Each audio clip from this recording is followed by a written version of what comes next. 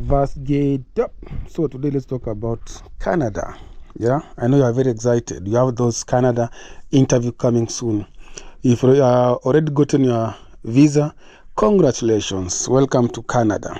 So there are some things, yeah, you need to do when you arrive in Canada. Yeah, remember getting that Canadian visa. It's so hard for people living in Africa. A lot of you guys, except people from South Africa, Seychelles, and I think so, Namibia.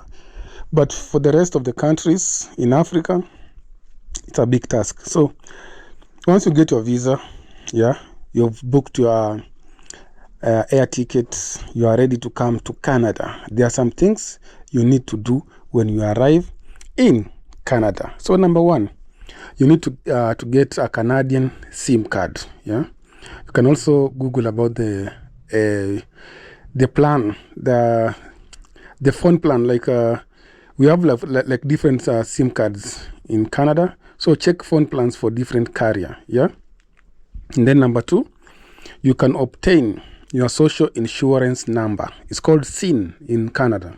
So once you arrive in Canada, you've gotten your SIM card. Check. You have internet. Check. You can call people.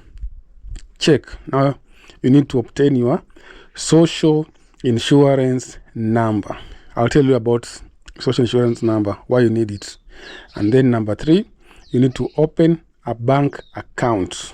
And then we have like top 5 banks in Canada. I'll tell you about it. So number one, you have TD. Yeah. Then you have Scotia.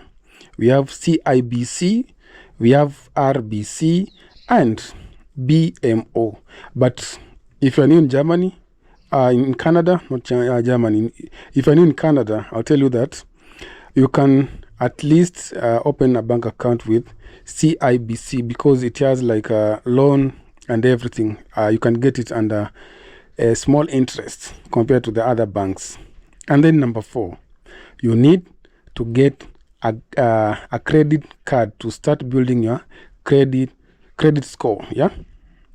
So let me talk about credit card and credit score. In the US and in Canada, they rely mostly on credit card.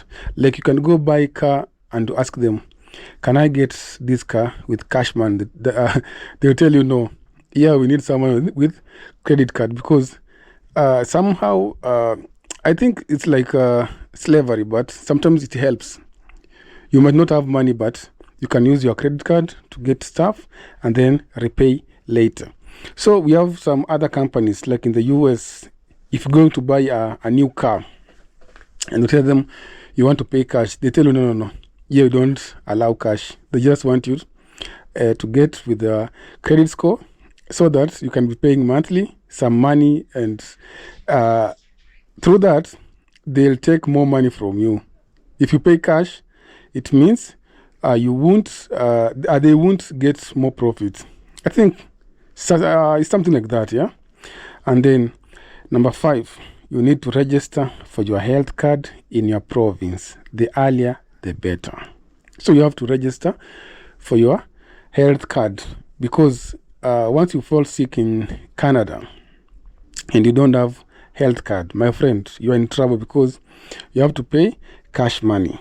Yeah, and paying cash money, it means you'll pay thousands of dollars, Canadian dollar, and it's gonna get you down because paying cash at the hospital, my friend, it's not a walk in the park. Like in the US also, you need to have social insurance card. Yeah, so you need to register for your health card in your province. The earlier the better.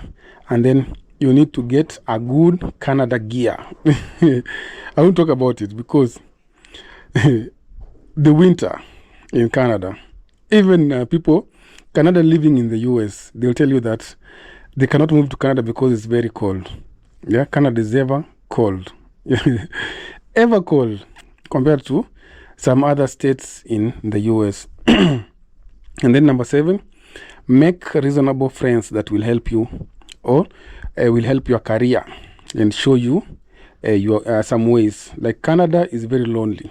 I repeat, don't go and make friends with people that will be giving you negative vibes. my friend, you'll get tired of Canada and everything. Yeah, you're gonna be lonely because loneliness in Canada is gonna hit you very hard. Yeah. So make friends with people gonna help you, like applying jobs, doing this, investing, blah blah blah. Be very wise. And then number 8, you need to search for cheap places to live in Canada. If you can't afford to start life in big places like Ontario, go to the village. We have a lot of villages in Canada or the interior. You go there and start your life. Yeah, make sure the rent is a little bit cheap and you have an income. Yeah, and then number 9, you need to take your driving test seriously, because having a car or a bus ticket is necessity. Yeah, in Canada. So, but for me, I would rather you have a driving license. Why? A driving license will help you a lot, because when it's winter, it's always freezing outside. But when you have your car, you can get into your car. It's warm. Just put on the AC. When it's warm, you enter, you go to your house. And then most jobs, yeah, if you're trying to live somewhere interior, if you're having a car, you won't wake up so early. Like when you want to move to the big city and you're living in the village, you have to wake up, like, if the job starts at 6, you have to wake up at 5. You go to the bus stop and it's freezing outside, very cold. After you go to the bus stop, you have to wait. After waiting, the bus comes before you connect to the other side, because you have to use the train, use the bus before you reach your workplace. Too much work. But when you have your own car, you can wake up at 5:30, 6. Yeah, by 10 minutes you are at your workplace. It's so easy. Yeah, when you wake up on time, and then you have your own car and everything, it's so good. And then when you're doing shopping, imagine you have done a lot of shopping and then you come on the stage, bus stop, you have to wait. After you wait, sometimes during the rush hour, people are overloaded in the bus, and you have your own, like, grocery, vegetable, water you bought from the supermarket. You are entering the bus, they're looking at you like a mad person. So make sure you do your driving license. Take it serious. Yeah. But in Canada, you can use your Kenyan driving license for 1 year. Once you arrive in Canada, you can start using it, and then after 1 year, you no longer use it, because you have to go to classes and take the theory and the practical. And then number 10, yeah, you need to look for affordable stores where you can buy your food stuff in bulk. Yeah. In Canada, we have African shops. You can go there. Maybe if you're from West Africa, most of the African shops, they have your own food. But for Kenyans, we always suffer a little bit. Then number 11, you need to take any job that can pay your bills while you are working towards securing your dream job. Yeah. And then number 12, I repeat, don't spend more than you can pay back on your credit card, and don't make friends with people that will not help you grow. Some people, yeah, they have negative mindsets. Yeah. And then you find that the negative mindset is in their blood, and they won't show you ways. Rather, they will keep discouraging you and hiding updates. You don't need who will add to your problems in this part of the world. Yeah. So make sure you have nice friends who will help you to grow in Canada.